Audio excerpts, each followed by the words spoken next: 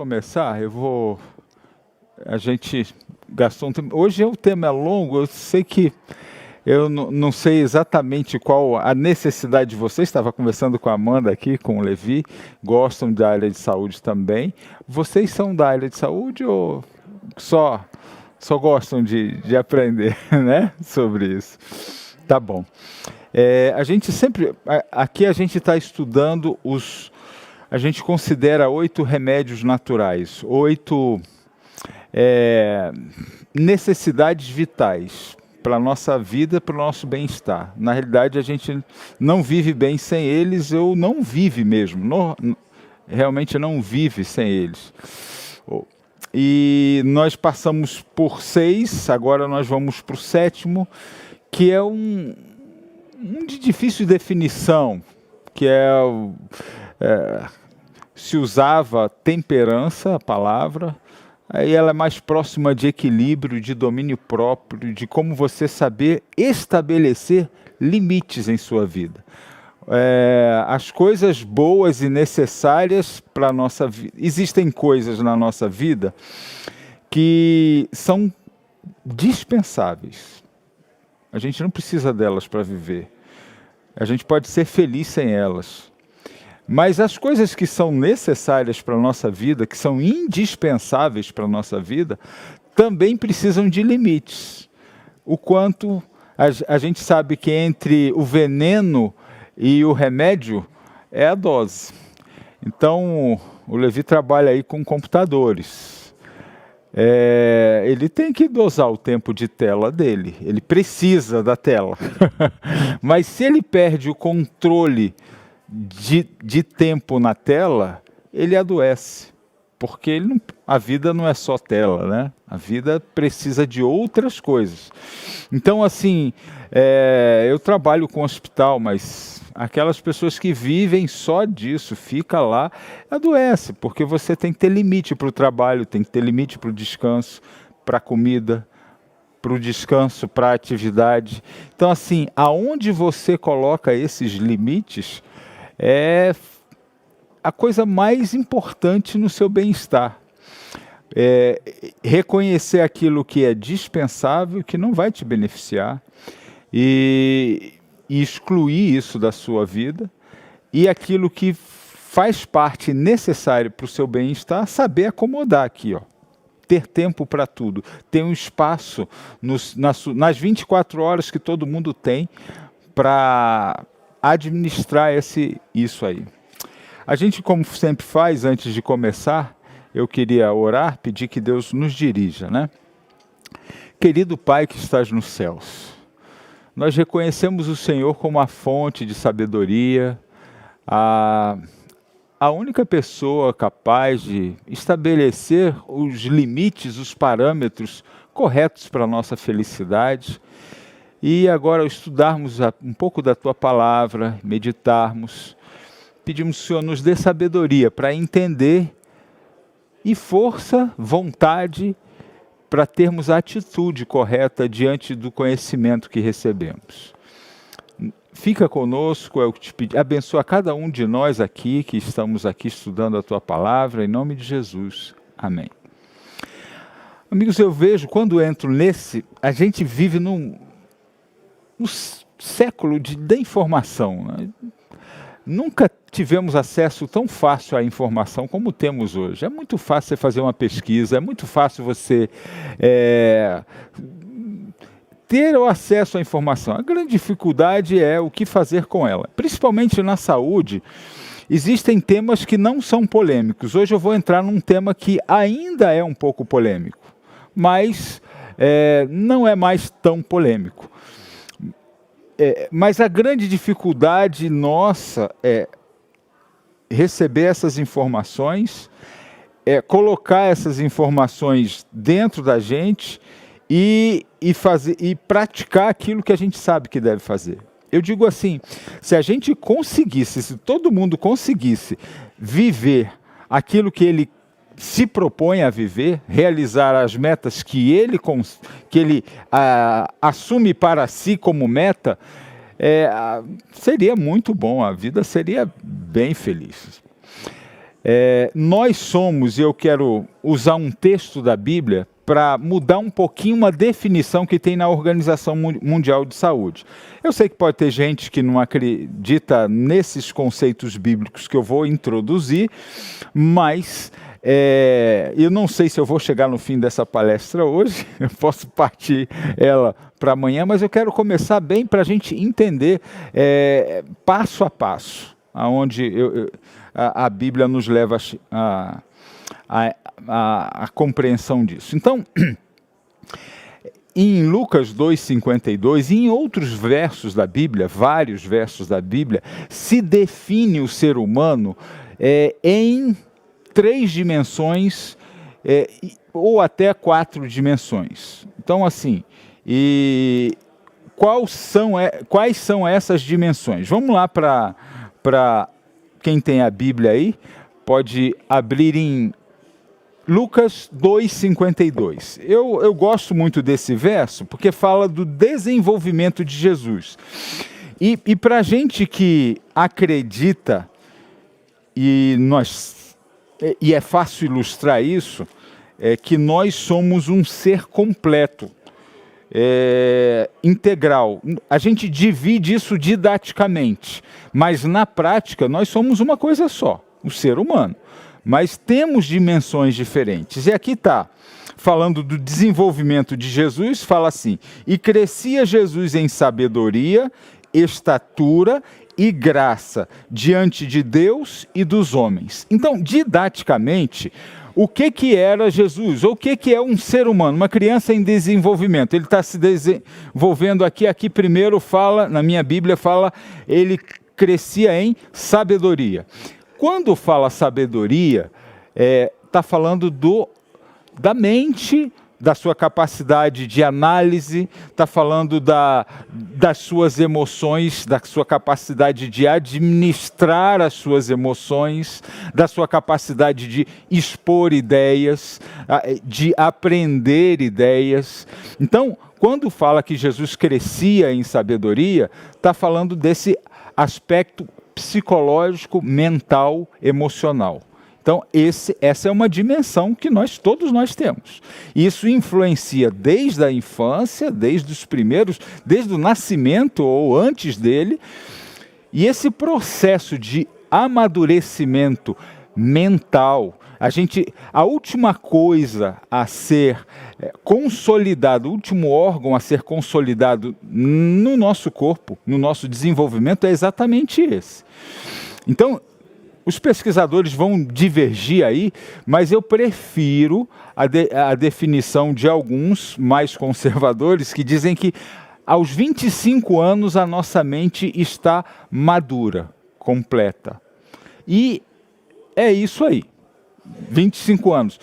Claro, até os 18 esse desenvolvimento é maior, depois dos 18 a 21 e até 25 ainda se completa o desenvolvimento mental. Aí vem o segundo, que é o aspecto físico, né? Aí fala assim, ele crescia em estatura. Estatura é físico. Aí a gente vai, é a área que o médico mais trabalha, né? Tirando os psiquiatras, etc., é o que a gente mais trabalha. Então a criança, ela tem aquele estirão da adolescência, vai lá, cresce, até os 19, 20, 21 anos cresce ainda alguma coisinha, mas fisicamente a gente sabe, e o atletismo mostra muito bem isso, que esse platô, você pode ver isso, quem acompanha futebol, ele vai até os 25 anos, ele está no auge da carreira. Ele chegou aos 30, já está descendo, já cai o valor de um jogador de mercado, porque ele já não tem aquele desempenho físico que tem um de 25 anos, que tem um de 23 anos. Ele tem mais maturidade, mais tudo, mais vigor físico, capacidade de correr para lá e voltar, vai diminuindo. Então, também esse platô do auge físico, lamento dizer, eu acho que aqui a maioria já passou, né? Você vai alcançar lá nos 25. E lamento, né? Essa é a realidade dura para mim. Eu tenho no meu iPhone, ele mostra as fotos de antes e é triste, né? Que você vê o que que era, o que que vai se transformando depois.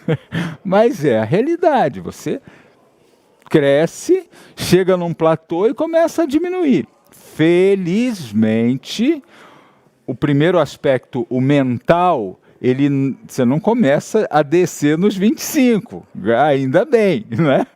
Mas o físico, você começa a descer depois dos 30. Depois, quem já fez 40 sabe que aí acelera um pouco mais. Quem já passou pelos 50 como eu, vê que a coisa só vai piorando. Mas é assim.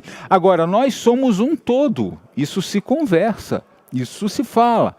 E aí vem o terceiro aspecto que fala aqui, e estatura e graça diante de Deus e dos homens. Se você for para definição da OMS, eu vou ter que partilhar aqui esse tema, não vai dar para seguir não, mas eu quero ir nesse passo mesmo.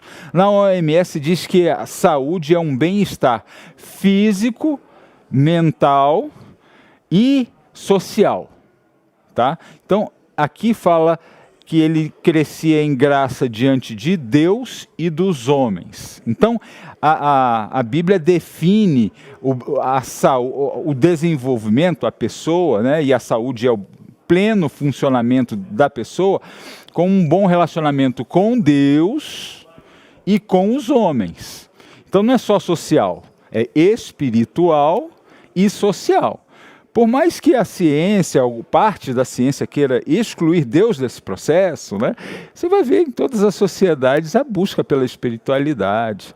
Você vai ver que isso é uma necessidade do ser humano. Onde não chegou Bíblia, chegou necessidade de Deus. Onde não chegou muita coisa, a necessidade de espiritualidade. Negar isso é uma tristeza para o seu bem-estar, para a sua saúde. Mas, enfim, a Bíblia define isso. Desenvolvimento espiritual com Deus e com o próximo, o social. E a gente que trata disso sabe como que essas dimensões são poderosas na vida de uma pessoa. É impossível um bem-estar sem essas coisas estarem harmônicas, cada uma no seu lugar. Você pode desenvolver a mente e tal, deixa o físico de lado, deixa ele se acabar. Não vai dar certo, porque um influencia, eles interagem entre si. Você precisa, e nós precisamos, todo ser humano necessita de estar bem física, mental, emocionalmente, psicologicamente, espiritualmente, com Deus, e com o próximo, com o seu ciclo, com sua família, com seu esposo, com sua esposa, com seus filhos, com seus amigos. E quando você tem essa base boa, a felicidade é isso. Você pode não ter dinheiro, você pode não ter tantas coisas, mas se isso está bem ajustado, bem equilibrado, você é uma pessoa que tem tudo não, vai estar feliz. Vai estar com saúde. Eu vou ter que passar rapidamente por esse conceito. Algumas coisas eu sei que eu ouvi essa semana, antes de falar com vocês, vários pesquisadores, né?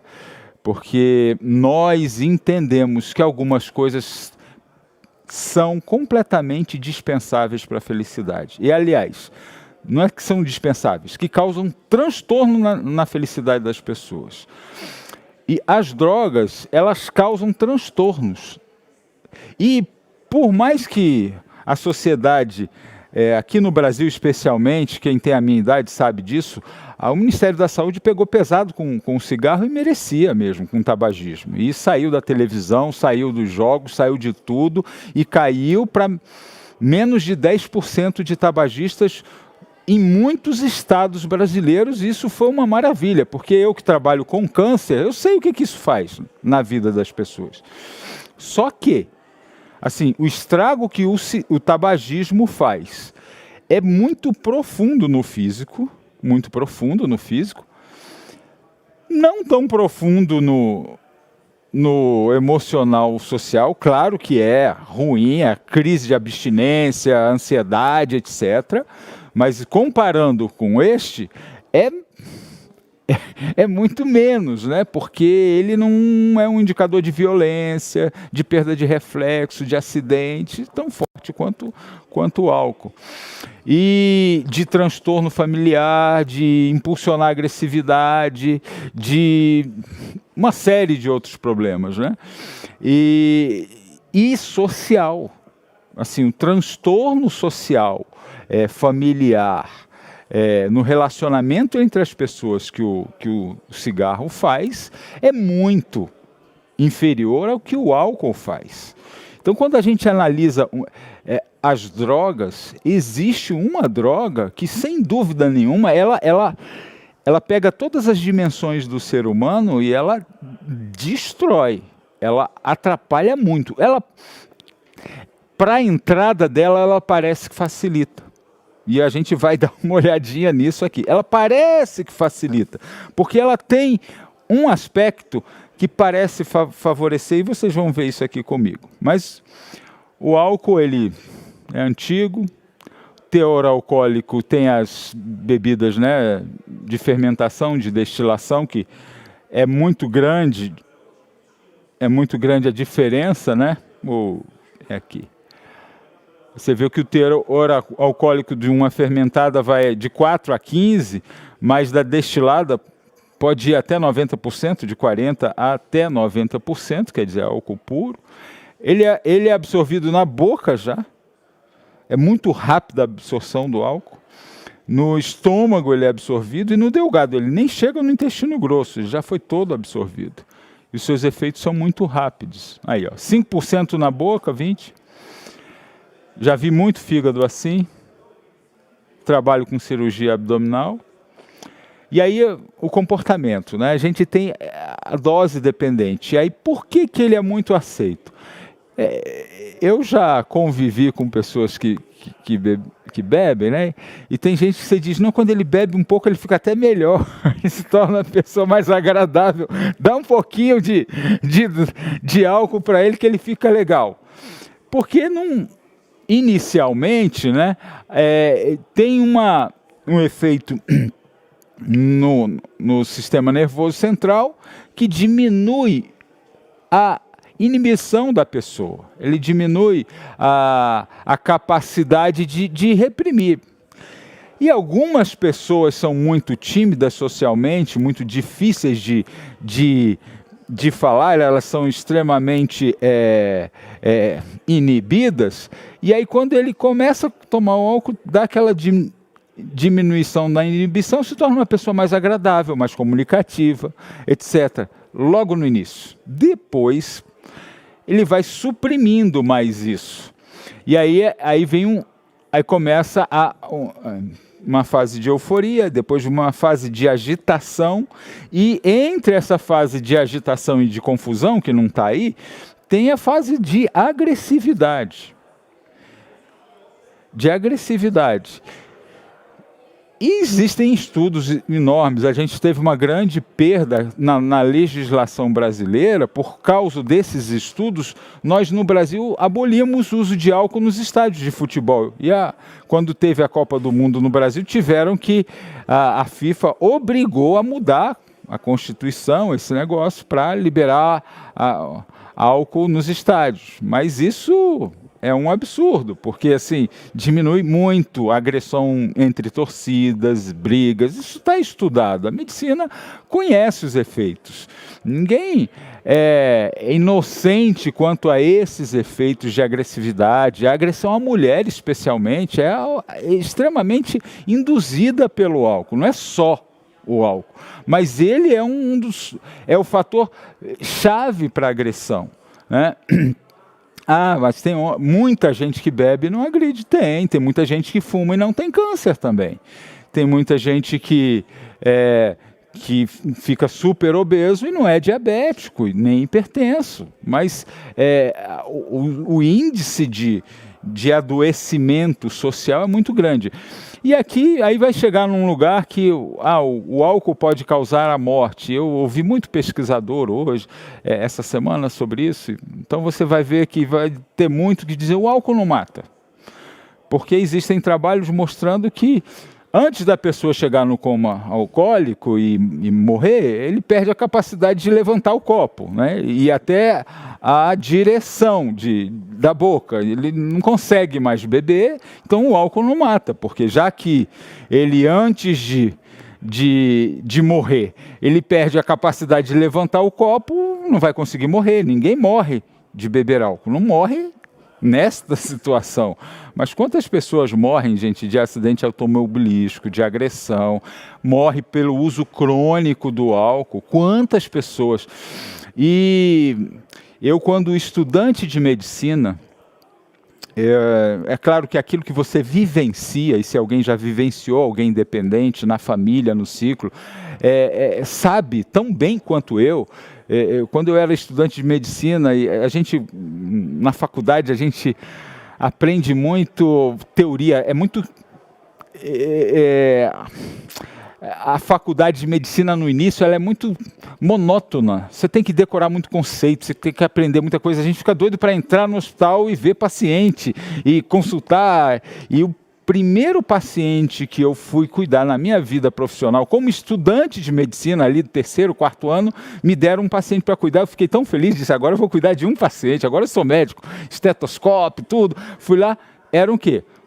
Paciente com delirium tremens, que é uma condição de abstinência alcoólica. Eles têm tremores, eles têm alucinações auditivas e visuais, eles têm distúrbio hidroeletrolítico, tem uma sudorese muito grande, perdem eletrólitos, você entra no soro e eu tratei esse paciente 2 meses. Ele tinha já uma cirrose hepática, um pouco de ascite, 2 meses. E ele ficou ali e conseguiu vencer esse quadro de alucinação, de sudorese e tudo. Eu dei alta para ele num sábado, eu acho. Ele saiu do hospital, ele foi comemorar. Ele foi comemorar a alta hospitalar, porque realmente ficar 2 meses no hospital é uma coisa desagradável para todo mundo, e ele ficou feliz. Só que a pessoa que chega nesse nível de dependência, a felicidade, a tristeza, qualquer situação é motivo para beber, né? Então ele foi lá, bebeu, e aí já bebeu, e aí perdeu o controle, porque esse negócio de beba com moderação é um negócio muito enganoso, né? Porque o álcool tira a moderação. A primeira coisa que ele tira é a sua inibição. Você tem ali vias de inibição, diz, não fale isso, não fala. Ele corta isso. Então você se sente mais poderoso e menos inibido, e você vai beber e perde essa capacidade. Então, assim, se tem uma droga que tira essa capacidade de análise, de suprimir, ele tira a inibição, mas tira a capacidade de controle.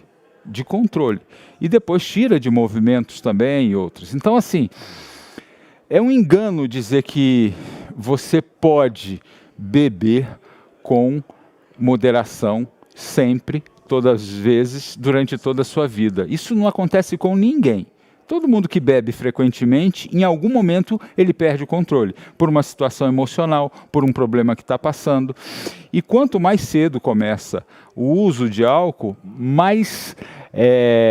maior o índice de descontrole com o uso do álcool. Por quê? Porque a mente não está formada. Então, aqueles que começam a beber antes dos 25 anos, e a maioria, e pior ainda antes dos 18, que é um grande número, vocês vão ver a pesquisa aí, que no Brasil mais metade das crianças experimentaram álcool antes dos 18 anos. Mais da metade. Então, assim, esse é um grande problema. Aí tem várias definições do que é a dependência alcoólica, né? E eu poderia dizer que a dependência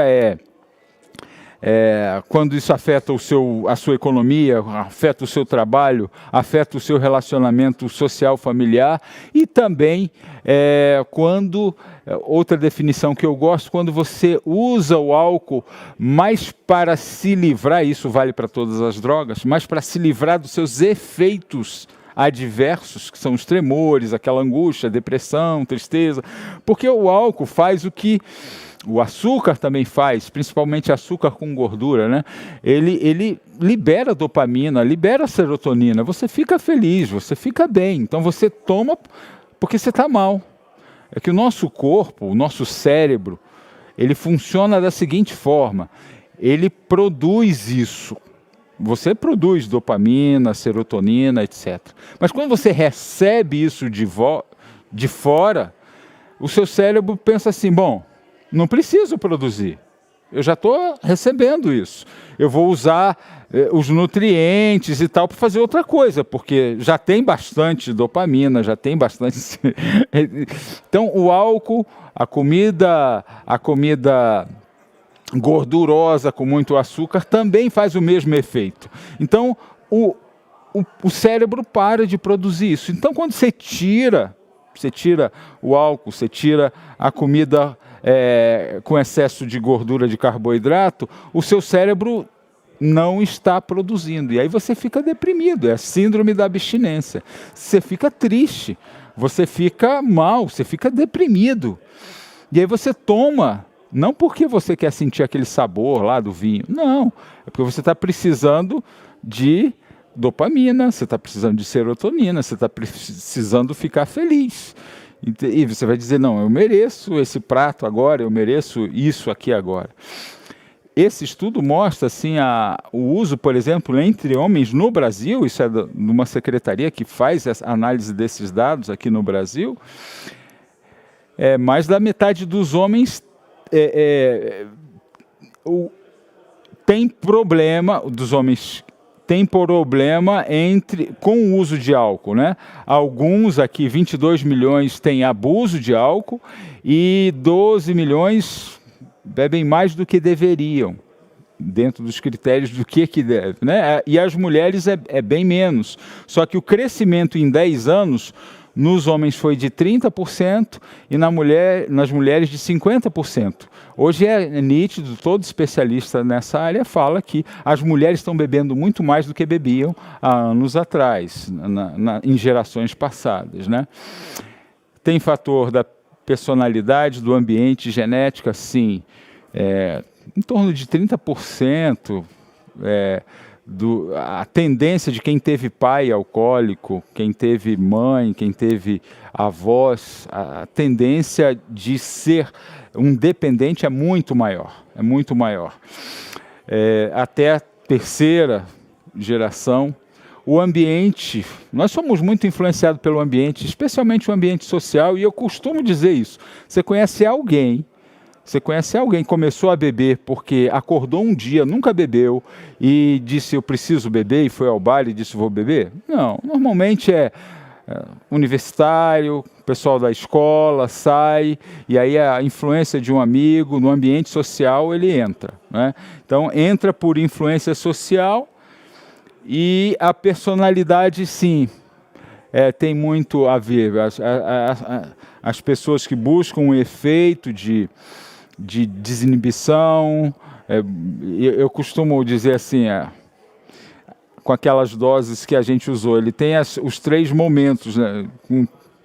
É um pouco pejorativo, mas assim, tem a fase do macaco, né? Que ele fica engraçado, que ele fica bacana, e esse efeito é desejado por algumas pessoas, ele fica desinibido, ele fica legal, aí tem depois sobe o nível, aí vem os indesejáveis, ninguém quer por causa dessas outras, vem a fase do leão, né? Ele fica bravo, ele se irrita, ele fica causando confusão, dá escândalo, ninguém quer essa fase, mas você perdeu o controle, é a próxima fase. E a terceira e última fase é a fase do porco, que ele deita lá, que ele tem vômito, perde o controle dos esfíncteres, precisa de alguém para levar para casa, para dar banho, para dar um café quente, fazer alguma coisa. Então, assim, existem personalidades que buscam mais essa... Eu queria ser menos tímido, eu queria ser mais, e essas pessoas acabam tendo uma dependência psicológica, até de segurança, são pessoas mais inseguras e usam ele como uma ferramenta para sair dessa situação, né? Olha só, de 12 a 17 anos, dados do Brasil, né, 57% já experimentaram, das crianças. Dos jovens, 78%.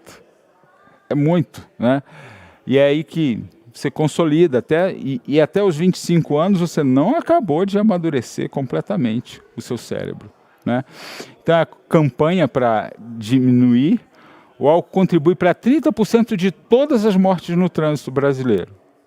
Sabe que eu falei sobre o sono, não mostrei isso, mas é falta de sono, aquele negócio de tomar um Red Bull, café e tal, até o limite do seu cérebro, uma hora ele vai apagar, ele vai desligar, e você dorme no volante, e outra é o álcool mesmo. Deixa eu passar aqui um outro.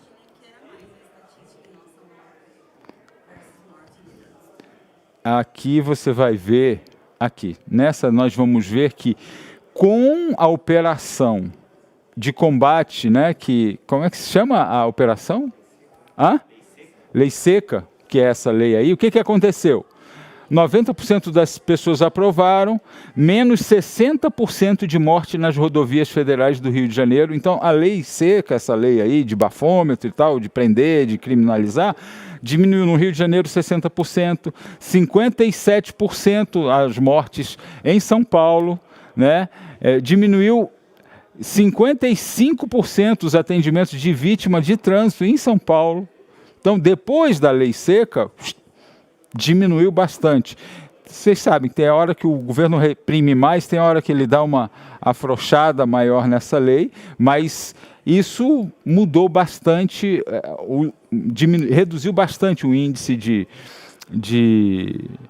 inclusive reduziu 25% a frequência a bares, né? A lei, porque não tem mais como voltar e tal, mas acabou reduzindo um pouco o consumo. Eu quero dizer assim, eu sei que aqui eu devo estar falando para um público que não tem problema com isso, mas nós temos problemas com outras coisas. Eu queria, assim, eu estava ouvindo, eu queria que todas as coisas na minha vida fossem fáceis de lidar como o álcool é para mim, porque eu tenho 55 anos, eu nunca pus um copo de nada com álcool na minha boca, né? Eu ganho dos pacientes, eu até brinco com eles, para beber antes da cirurgia? O paciente quando dá não, doutor, não, antes não. Eu falei, então quando? Depois, e se precisar de uma revisão de cirurgia? Então assim, quanto você gostaria que o seu médico bebesse? Quanto você gostaria que o piloto do avião que você vai dirigir bebesse? Quanto você gostaria que assim, o motorista mesmo do ônibus que você vai pegar, bebesse antes de você tomar? Você acha que qual é a dose que deveria, né? Aí você pensa assim, poxa, você sai para um ambiente social, um solteiro, poxa, você acha que você vai ter um critério bom para escolher uma pessoa que vai viver com você a vida toda sob o efeito do álcool? Você acha que vai ajudar você, essa desinibição, em que você cede os seus valores, você cede a sua capacidade de dominar-se? Você acha que é isso que você precisa para esse momento em que você vai para o encontro social? Então, assim, qual a decisão mais importante, poxa, na carreira, no casamento, na sua vida familiar? Então, ele não ajuda. Então, eu gostaria que tudo na vida fosse... o processo decisório fosse semelhante a esse. Agora, na comida já não dá para ser assim, né?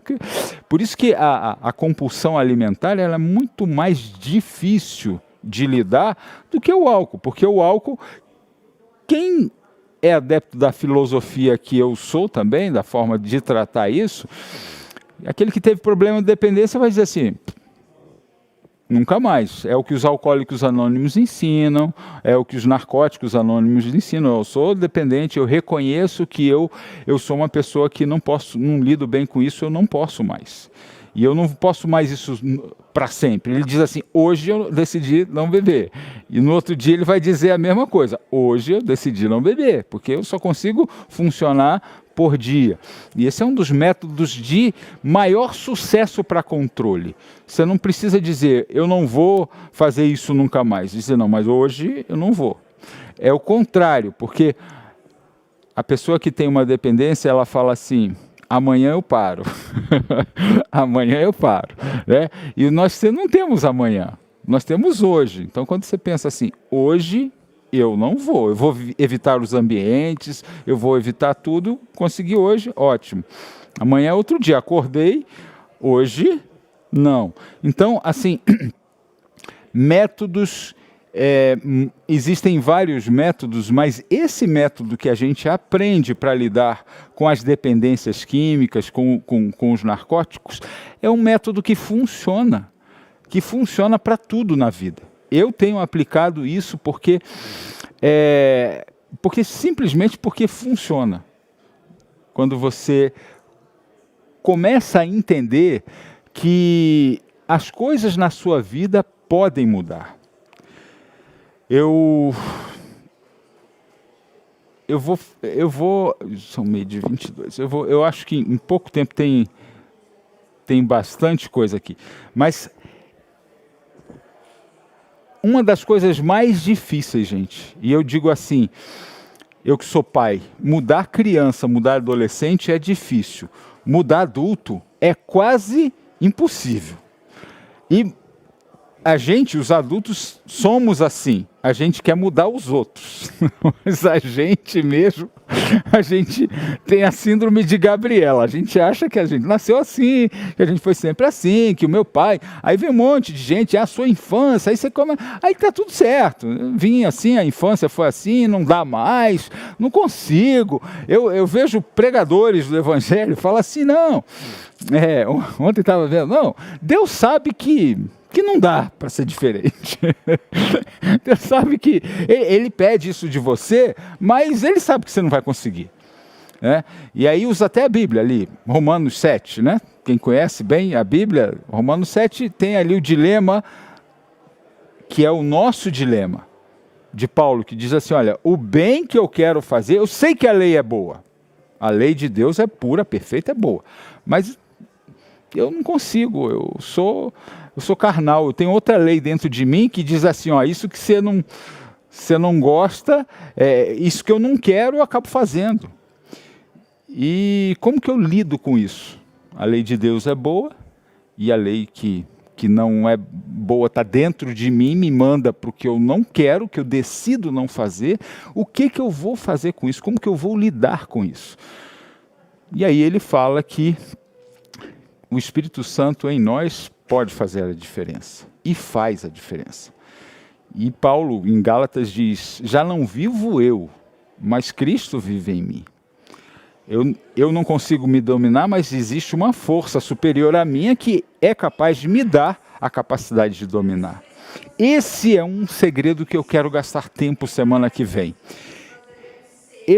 Essa capacidade que Deus nos dá de mudar, de ser diferente, de andar no Espírito, de não viver escravos dos seus maus hábitos. Só que isso não é um evento único. Você levanta a mão no apelo e diz assim, Deus vai me abençoar e agora eu não peco mais, agora eu não cometo mais isso. Não é assim. Não é assim que a Bíblia mostra. Existe um momento de decisão, mas a mudança é um processo que leva tempo, mas é um processo em que você alcança a vitória. É um processo que você pode ser feliz no processo. Vai ter dura, vai ter dificuldade, mas é um processo em que você vai degrau a degrau subindo. Você vai olhar para trás e dizer, puxa, eu caminhei isso tudo, graças a Deus. Então, semana que vem nós vamos falar desse processo de mudança, desse processo de vitória, passo a passo, degrau a degrau.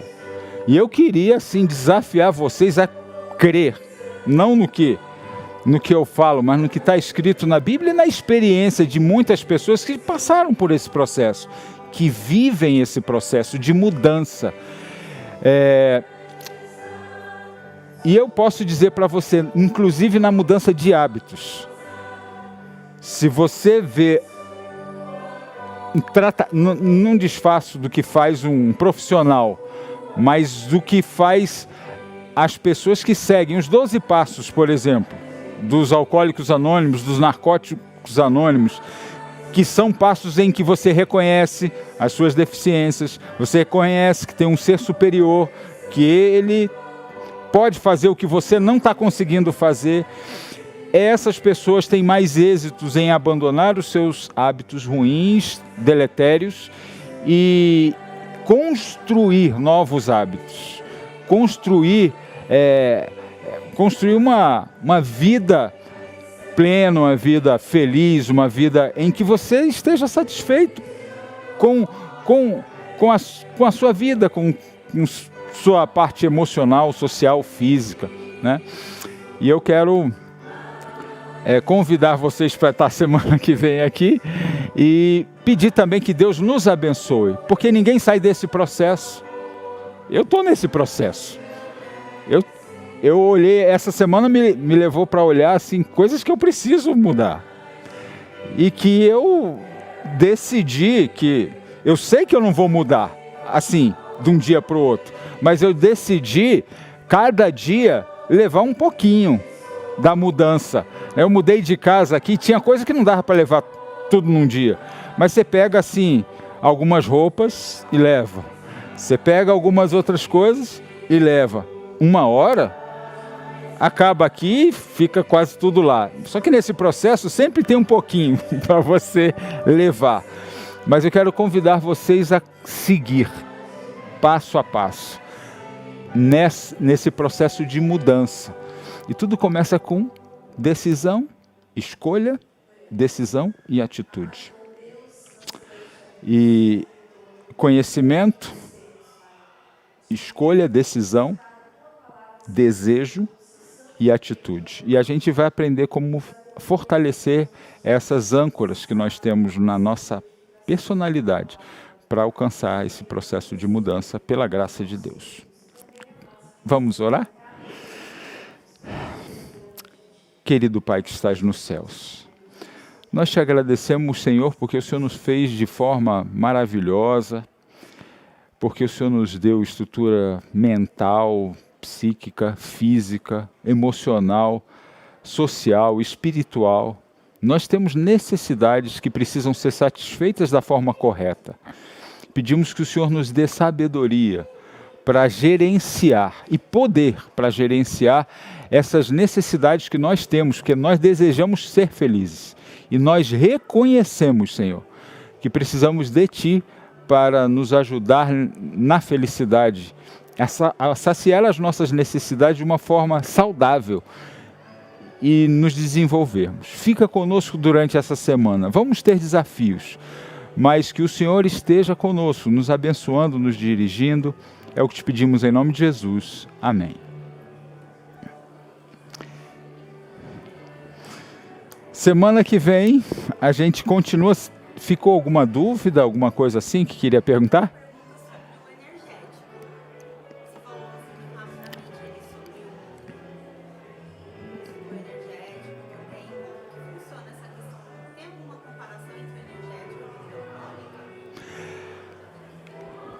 Então,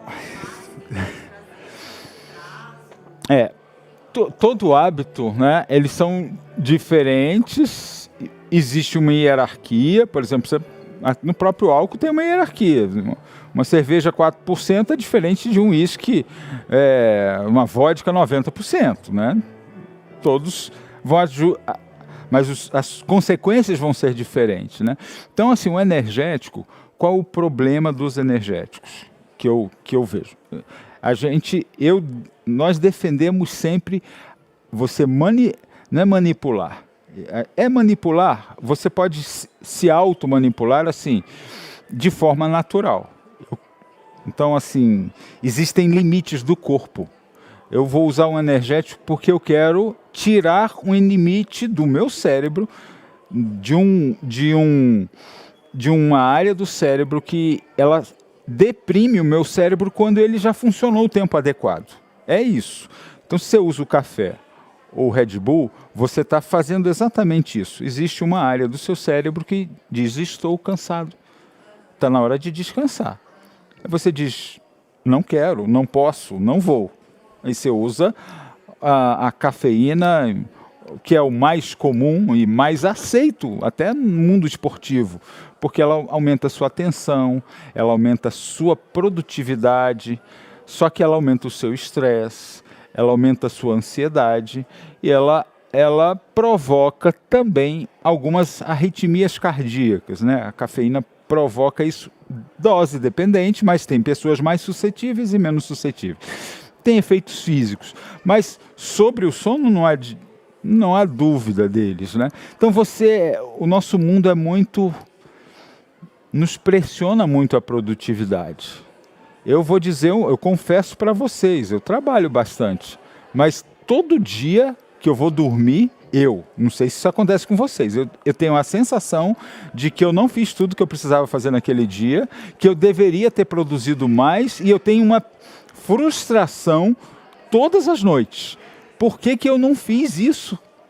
Porque não cabe na minha agenda tudo que eu preciso fazer num dia, não cabe. E é horrível. Mas, gente, quantos e-mails que você recebe num ano? Você já contou? Os WhatsApps que você tem que responder e o que você tem que fazer? Então, assim, não adianta, você acaba enlouquecendo se você fisicamente, você coloca um estímulo para você tentar fazer isso. O correto é você ver, meu dia tem 24 horas, eu consigo fazer isso, o que eu não vou fazer? Aí a capacidade de pôr limite, não dá para... mas aí eu não vou conseguir minha tese de doutorado. Bom, se a minha tese de doutorado tem que entrar, alguma coisa tem que sair.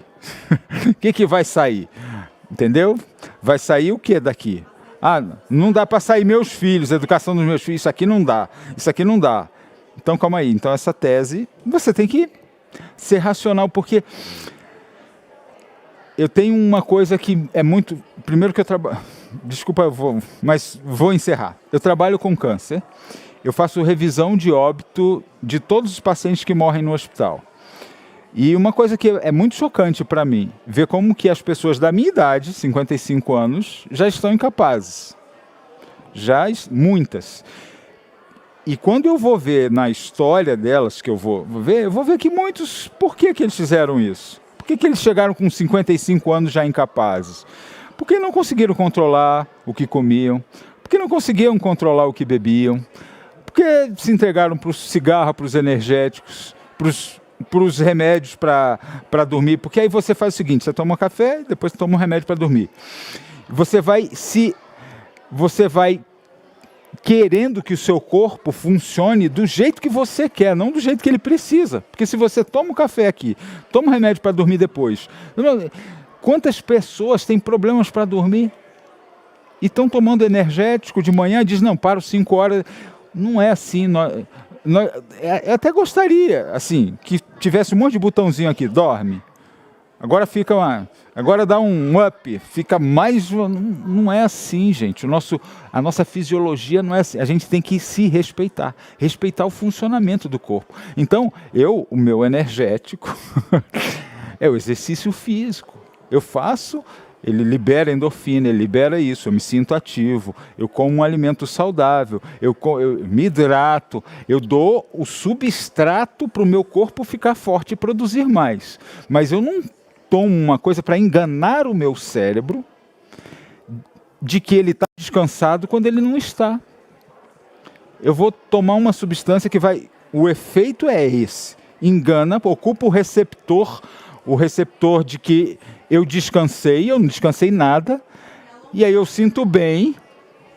Mas a longo prazo ele também perde essa capacidade de informar que ele está descansado, não é igual ao álcool?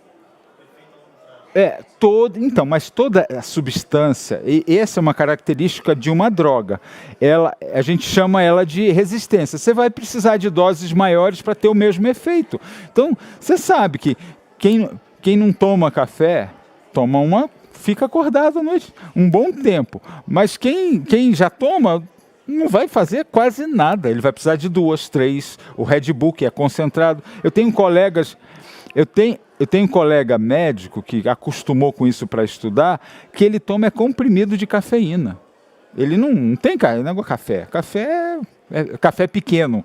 Então ele pega comprimido de cafeína, toma. É o que o atleta toma para ficar bem ligado antes do jogo. Eles tomam cafeína. Então, assim, em comprimido, porque aí vem doses maiores. Mas eu tô dizendo assim, estou dando um exemplo, né? A nossa filosofia é de você dar o substrato e não usar drogas, porque hoje a gente usa, hoje está se estudando muito a Ritalina, as outras substâncias que a gente dá como médico, para a criança ficar atenta. Mas por que, gente, que as crianças não prestam mais atenção? Será que elas nasceram com defeito, essa geração? Não, excesso de estímulo, é lógico que é isso.